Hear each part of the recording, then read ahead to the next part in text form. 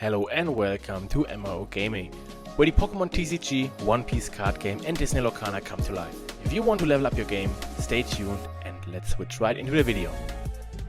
Welcome to another commentary gameplay video here on my channel. Today we are taking a look at the Area 2 Tokyo Wave 2 Championship that happened almost 3 weeks ago, where we see the new OP10 Usopp leader here in action.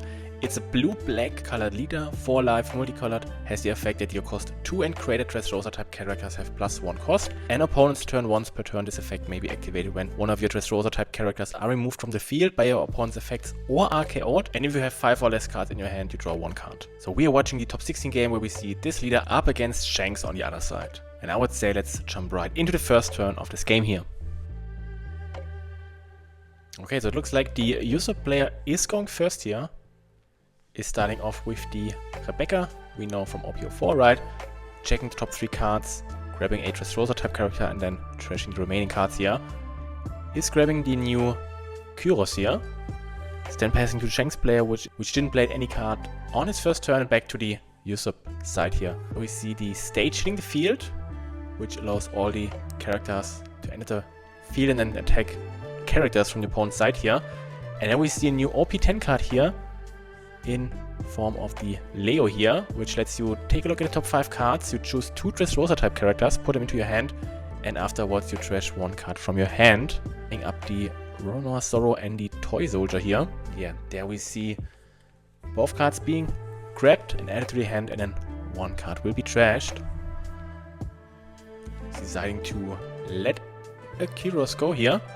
So then putting 1 down under his leader, swings 6k into the Shanks, and this one will be taken. Back to Shanks, now at 4 Don. So we're starting with a 7k swing here, and then leaving 2 Don open, indicating maybe a Red Hawk, right?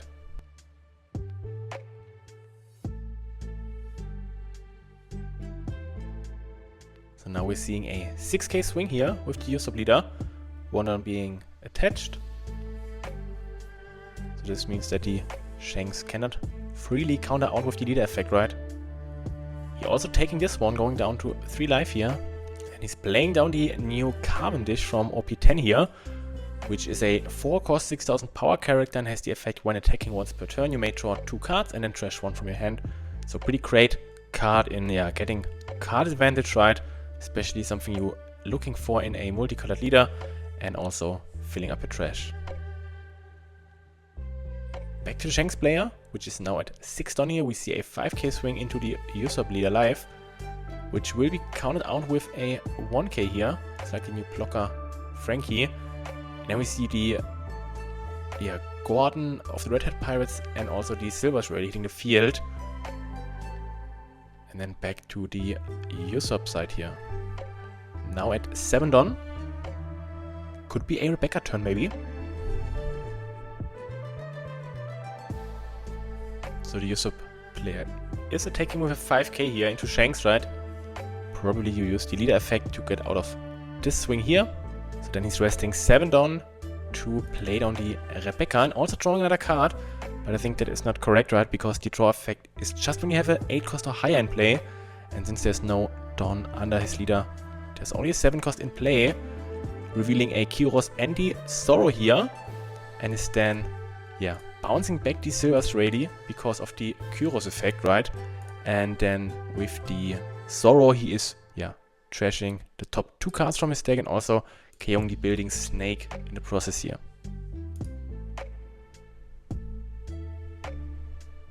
And then back to the Shanks player.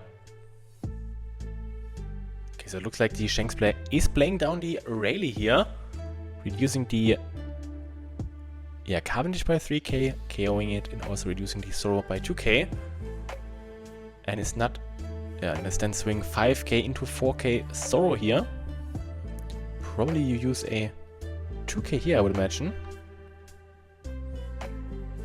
But you also have the Gecko Moria in hand. I think you can also maybe just let this one go. And it looks like he's using a 2k Bartolomeo to prevent the Sorrow from being KO'd here. And now back to the Usopp player. So now the Sorrow has 4k stat, Rebecca is a 4k stat body, Kyros is a 9k body, and we are at 9 Don available. Let's see what he's doing here. So we're starting off with a 6k swing into the Shanks live. And he's taking the hit off the Kyros here. And now we see the Gecko Moria hitting the field. Bring back a 4-cost and a 2-cost here. He's playing over both Rebecca's here. The Frankie blocker here from OP10, right? And also the Leo searcher. So the Frankie is a blocker, and on KO you can bring back a Dressrosa type with the cost of 3 or less rested to your field. Now we see the Leo adding 2 more cards to his hand, right? And also discarding 1 from his hand, so grabbing 2 blocker here. And is then discarding another Rebecca here. And then back to the Shanks player. Looks like we see a 5k swing into the life of the Usopp player here. Which will be counted out with a 1k here.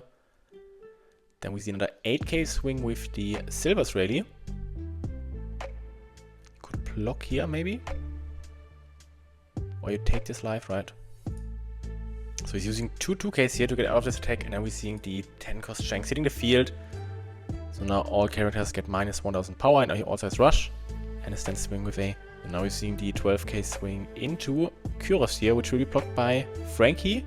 So now he's drawing a card off his leader effect, right? Because the leader buffed the Frankie to a 5-cost. And now we see the Frankie effect being utilized here.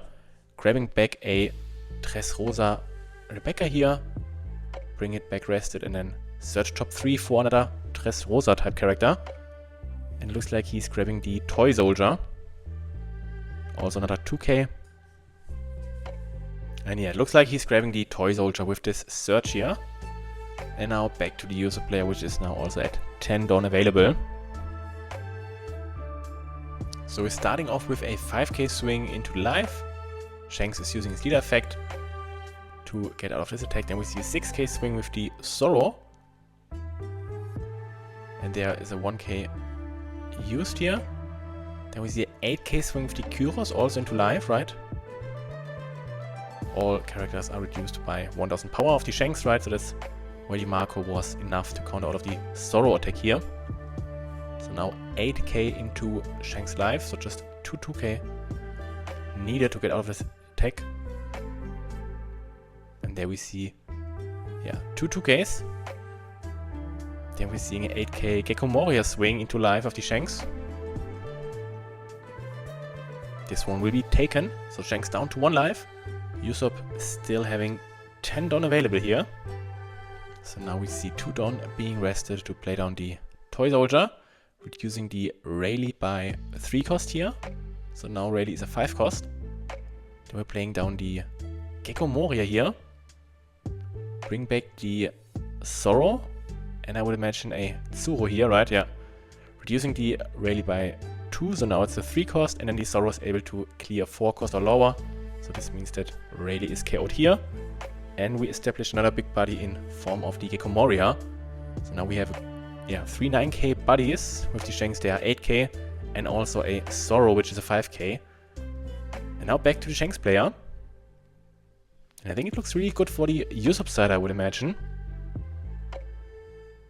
So he's starting off with a 12k swing into the 8k Gecko Moria here. He's debating to counter out of this attack here or not. And yeah, he's countering out of this one, saving his Gecko Moria.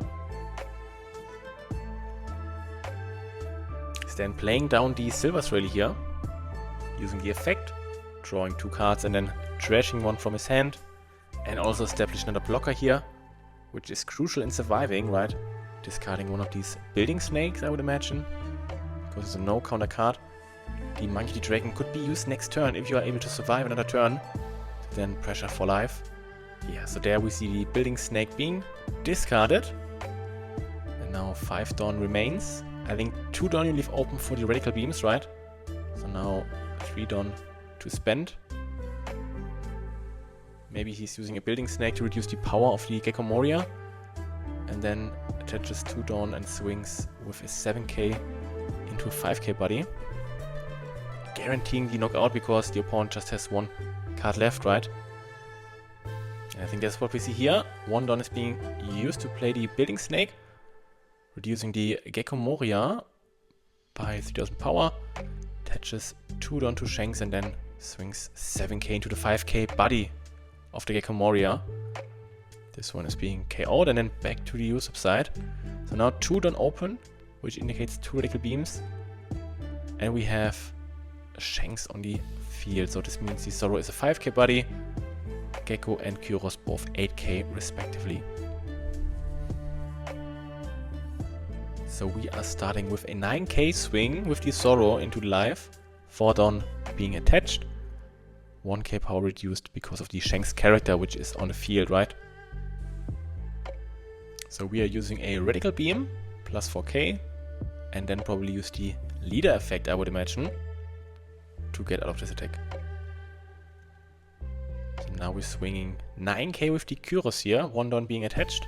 So this means 5 Don left to spend. I would imagine we see another 9 with the Gecko Moria and then another 9 with the Usopp leader, I would imagine. Okay, so it looks like he's using his Don to use another radical beam and is also using a 1k. I think it was a 2k he used to get out of his attack. So now the leader effect was used and also his 2 counter events. So maybe you swing now with a 7k with your leader, could be. But no, he's going with a 9k swing here with his leader. This life will be taken. And then we see another 9k swing with the Usopp leader here. And there we see the Silver's Rayleigh being utilized. And then 2 2ks used to protect the Silver's Rayleigh. Back to the Shanks player here. Is he able to win this turn? With the Monkey Dragon he has another Rusher on board, right? So let's see.